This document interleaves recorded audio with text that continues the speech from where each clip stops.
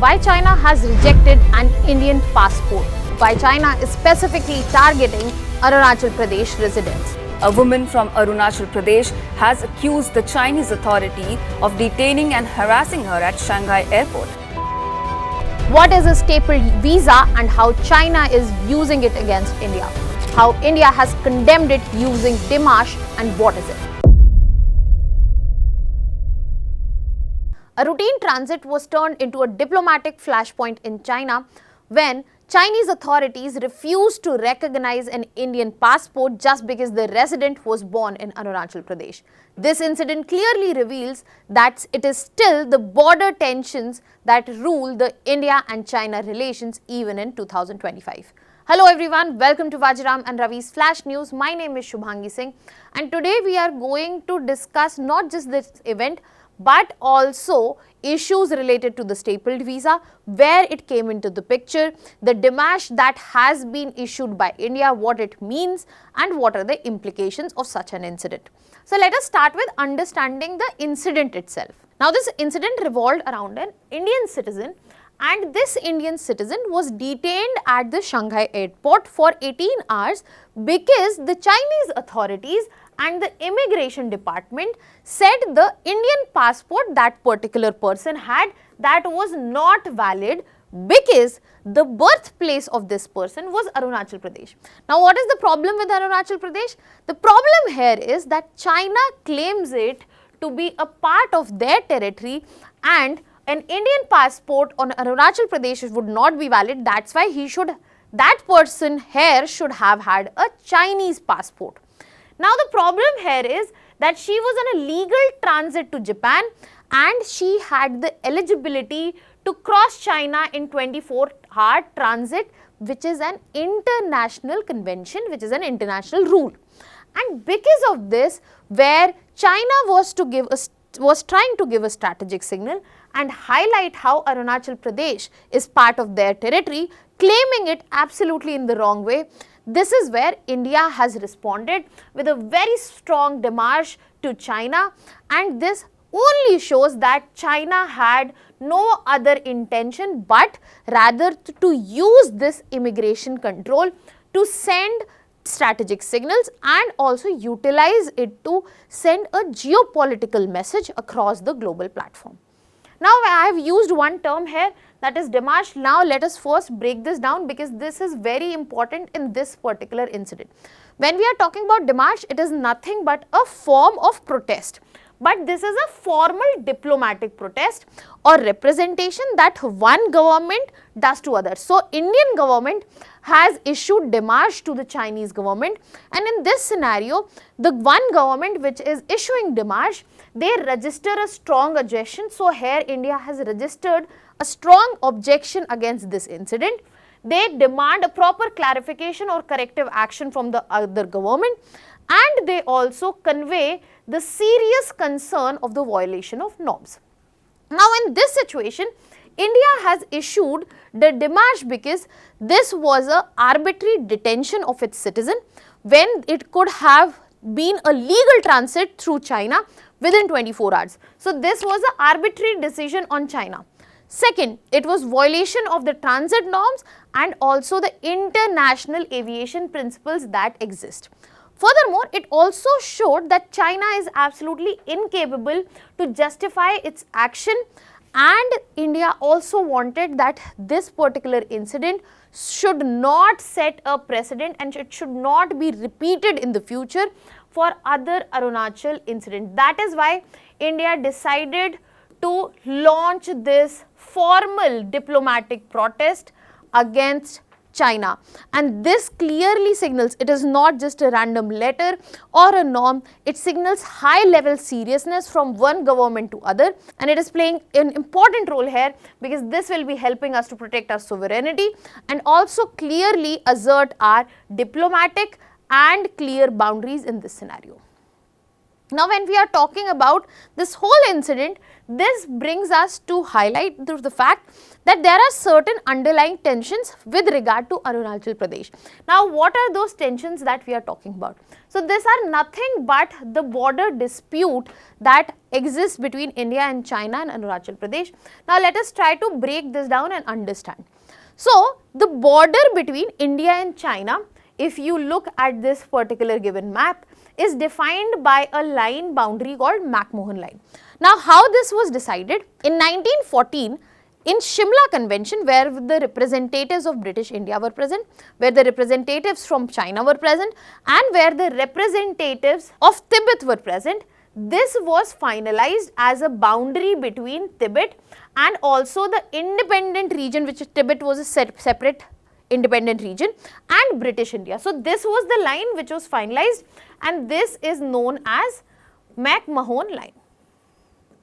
Now, this line is named after Henry McMahon, basically who is the secretary of British run government of India, and he was the chief negotiator when we talk about of this convention that I am talking about of 1914. Now, the problem here is China decided to not accept that line.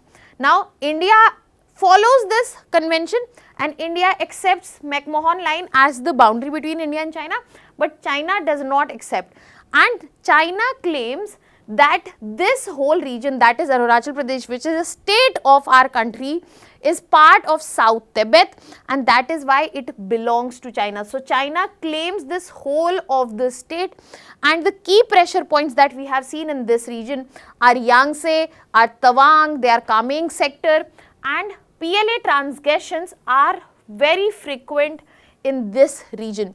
Back in 1962, this was the frontier where we lost a major chunk, and that is why China tries to reassert, and transgression have taken place. Now, this region is important not just for India's sovereignty and integrity, but also because it works as a buffer in this region. It stands as a Himalayan buffer. It has a very strong tribal integration, and this is the Eastern Command defense posture as well. So, when we are talking about this being part of our country, yes, but there are strategic implications associated with this region also.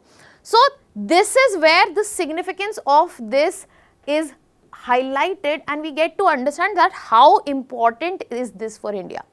And that is why we want to make it to clear China, which is trying to send signals that Arunachal is part of them, and that is why the Indian passport of any Arunachal Pradesh resident is invalid, is in regards to this very border dispute.